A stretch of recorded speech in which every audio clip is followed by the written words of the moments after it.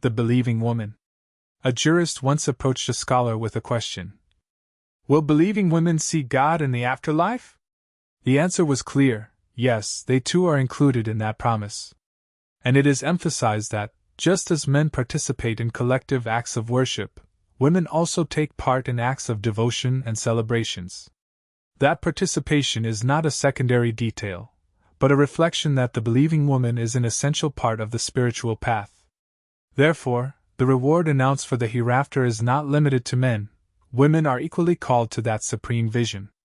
When religious texts use masculine plural expressions such as the believers or the righteous, they are not speaking only to men.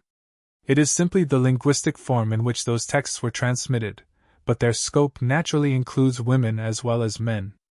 Each time a reward is promised to the believers, that promise is also directed to them.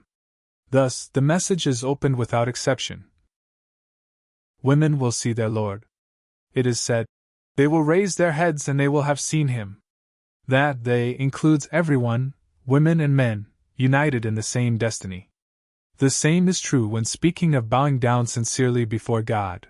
This is not a male privilege, but an invitation and a promise for both. Accounts of the hereafter show that women are equally present in every event, in crossing the bridge that spans the fire, in the salvation of those with faith, in intercession for sinners, and in entry into paradise. None of this is exclusive to men. There are no scenes reserved for one sex alone.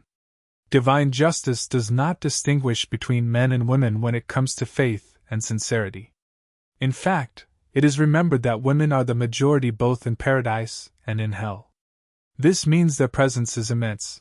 They are a fundamental part of creation and of its eternal destiny along with all humanity. To exclude them from the vision would be incoherent, for the fullness of paradise cannot be conceived without the believing woman who forms part of it. And in the vision itself there is a detail that stands out. It is said that women, just like men, will increase in beauty and radiance at those moments. In other words, the supreme instant of beholding the Lord is not only a reward for the eyes, but also a renewal of their own inner light, reflected in their very being.